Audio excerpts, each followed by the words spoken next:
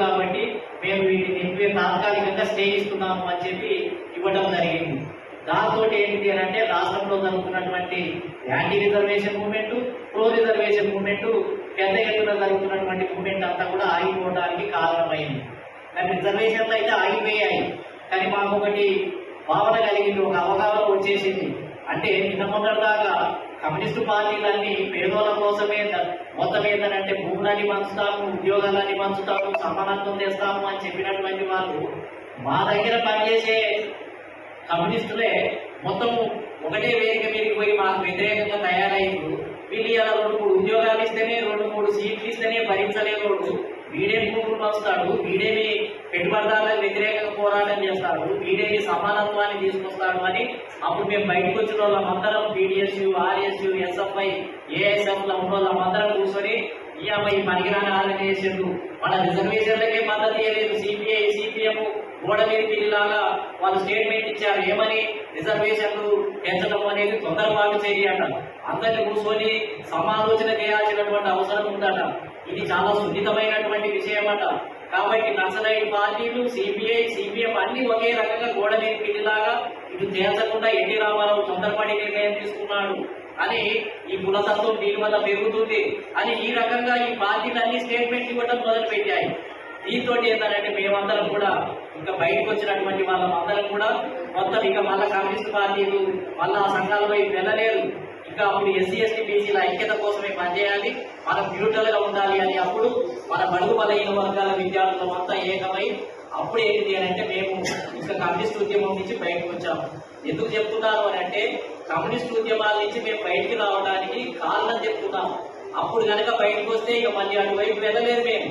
తర్వాత ఏంటి అని అంటే అప్పుడు ఇంకా కమ్యూనిస్ట్ ఉద్యమం నుంచి బయటకు వచ్చినటువంటి వాళ్ళు వాళ్ళ ఆర్ట్స్ కాలేజీలో బడుగు బలహీన వర్గాల విద్యార్థుల తరపునే ఒక ముస్లింలు మొత్తం ఏంటంటే ఆర్ట్స్ కాలేజ్ ప్రెసిడెంట్ గా గెలిపించాము. సుధాకర్ అని ఒక ఎస్సీని ఆర్ట్స్ కాలేజ్ ప్రెసిడెంట్ గా గెలిపించాము. బీసీల అందరం కూడా ఏకమైపోయి కాబట్టి అప్పుడు ఏంటి అని అంటే కులము అనే దాన్ని ఆర్ట్స్ కాలేజీలో మేము స్థాపించి అప్పుడు ఏబీవీపీ, పీడిఎస్యు, ఆర్ఎస్యు ఏటీగా తగ్గిపోవడం ప్రారంభించాయి. అంతకుముందు విప్లవకారులు మొత్తం నక్సలైట్ మొత్తం ఉద్యమాలన్నీ బలంగా మాట్లాడి ఆర్ట్స్ కాలేజ్ అంతా అసలు బలంగా అసలు ఎప్పుడు మొత్తం ఉద్యమాలు, కొట్లాటలు, ఘర్షణలే ఉండేది. ఆ విధంగా మొదలైన తర్వాత ఇంకా మేము ఇటు రావడం జరిగింది. ఈ పరిణామం అప్పుడు కులాన్ని గుర్తించడం జరిగింది. అప్పుడు మేము కమ్యూనిస్ట్ ఉద్యమం జరిగిన దాంట్లో ఎక్కడ ఈ దేశంలో 6,000 కులాలు ఉన్నాయని తెలియదు. బాబాసాహెబ్ అంబేద్కర్ గురించి మాత్రం ఏం తెలుసు అని అంటే బాబాసాహెబ్ అంబేద్కర్ వల్లనే స్కాలర్షిప్లు, హాస్టల్లు వస్తున్నాయి, రాజ్యాంగం రచించినటువంటి వ్యక్తి అని అంత మాత్రమే తెలుసు మాకు. మేము ఎంఏ చదివాము, ఎంఫిల్ చేశాము, కానీ అంతకంటే ఎక్కువ మాకు తెలియదు. అప్పుడు ఏంటి అని అంటే ఈ కుల వ్యవస్థ గురించి అప్పుడు చదవడం మొదలు పెట్టినప్పుడు అప్పుడు మాకు ఈ వ్యవస్థ అంతా కూడా కోర్టులోకి అర్థమైనటువంటి పరిస్థితి. ఆ తర్వాత మరి ఇల్లిస్ట్రేటెడ్ వీక్లీ అని ఆ రోజుల్లో ఒక పత్రిక వచ్చేది, బ్రిటిష్ నంత్రి అని. ఆయన ఒక ఆర్టికల్ రాశారు. ఏమని? అసలు ఉత్తరప్రదేశ్ లో కాశీరామ్ గారు అనే వ్యక్తి బహుజన్ సమాజ్ పార్టీని స్థాపించి ఓటమారా రాజ్కుమారా నైచేలేగా నైచేలేగా అనే నినాదంతో అక్కడ మాకు రాజ్యాధికారం కావాలి, స్కాలర్షిప్లు కాదు, హాస్టల్ కాదు, గొర్రె కాదు, అసలు 85% బహుజనులే, ఎస్సీ, ఎస్టీ, బీసీ మైనార్టీలు అంతా కలిపితే మేము 85%, అగ్రకులాలే 15% ఉన్నారు.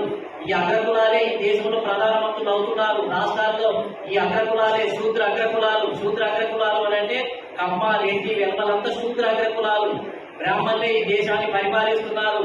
మేమంతా ఓట్లు వేయడానికే పుట్టామా, జెండాలు వేయడానికే పుట్టామా, మేము కార్యకర్తలుగా ఉండటానికే పుట్టామా, అంటే మిమ్మల్ని మేము బహిరంగ సభ జయప్రదం చేయడానికే పుట్టామా అనే నినాదంతో ఒక సంచలనాత్మకమైనటువంటి సిద్ధాంతంతో ఉత్తరప్రదేశ్ లో ఒక పెద్ద ఉద్యమం లాగా అది మొదలైంది. అప్పుడు ఆ ఉద్యమం గురించి ఇల్లిస్ట్రేటెడ్ వీక్లీ అనే ఒక ఇంగ్లీష్ పత్రికలో ఆయన ఫోటోలు పెద్ద 6-7 పేజీలు రాస్తే మేము ఉస్మానియా యూనివర్సిటీలో ఉండి అది చూసాము. అప్పుడు మేము ప్రో రిజర్వేషన్ మూవ్మెంట్ చేసినప్పుడు కేసులైనప్పుడు వజ్జా తారకం గారని ఒక అడ్వకేట్, ఆయన సివిల్ లిబర్టీ ఆర్గనైజేషన్ లో పనిచేసే వ్యక్తి. అదేవిధంగా బిఎస్ఏ స్వామి అని తర్వాత హైకోర్టు జడ్జి కూడా అయ్యాడు. ఆయన అప్పుడు బీసీ ఉద్యమాల్లో బాలగౌడు, సర్దార్ గౌతు లచ్చన్నతో పనిచేస్తున్నారు. వీళ్ళందరూ పరిచయం అయ్యారు మాకు. మేమందరం రిజర్వేషన్ల మూవ్మెంట్ అది స్టే ఇచ్చి పక్కకు పోయినా కానీ మేమంతా కలుసుకొని నిరంతరం సమావేశాలు పెడుతూ ఉన్నాము. అప్పుడు నేను వాళ్ళకి చెప్పడం జరిగింది. ఒక రోజు రాత్రి కూర్చుంటే సార్ ఇప్పుడు ఎట్లాగో మనం కమ్యూనిస్ట్ ఉద్యమాన్ని నమ్మే పరిస్థితుల్లో మేము బయటకు వచ్చాము. కానీ ఉత్తర భారతదేశంలో కాశీరామ్ గారు అనే వ్యక్తి బహుజన్ సమాజ్ పార్టీ ద్వారా అసలు నిజంగా బ్రహ్మాండమైన ఉద్యమం ఉంది సార్ అని ఆ పత్రిక తీసుకుపోయి ఆ ఎవరికి పుంజాతారకము, జిఎస్ఏ స్వామి, సుందరయ్య యాదవ్ వీళ్ళందరూ సమక్షంలో కూర్చొని చర్చించాము. అయితే మరి ఆయన గర్వాలి అని అంటే ఎట్లా అని అంటే పుంజాతారకం గారికి నాకు ఆయన హైకోర్టు అడ్వకేట్ అతను, నేను సుప్రీంకోర్టుతో నాకు మిత్రులు ఉన్నారు, వాళ్ళ ద్వారా నేను ఈ కాశీరామ్ గారి అడ్రస్ తీసుకొని డేట్ తీసుకుందాం, మనం అందరం పోదాము, ఆ పార్టీ బాగుంది, అది అంబేద్కర్ ఐడియాలజీలో ఉంది అని నిర్ణయించడం జరిగింది. ఆ విధంగా తారకం గారు ఏంటిది అని అంటే ఫోన్ నెంబర్ తీసుకొని కాశీరామ్ గారి పిఏ నెంబర్ తీసుకొని ఒకరోజు ఆయన అపాయింట్మెంట్ తీసుకుంటే ఆయన ఏం చెప్పాడు, ఢిల్లీలో బోర్డ్స్ క్లబ్ దగ్గర బహుజన్ సమాజ్ పార్టీ మీటింగ్ ఉంది, ఆ మీటింగ్ రోజు మీరు రండి, ఆ మీటింగ్ అటెండ్ చేసినట్టు ఉంటుంది, మరునాడు మీతో కలిసి నేను అన్ని మాట్లాడతాను అని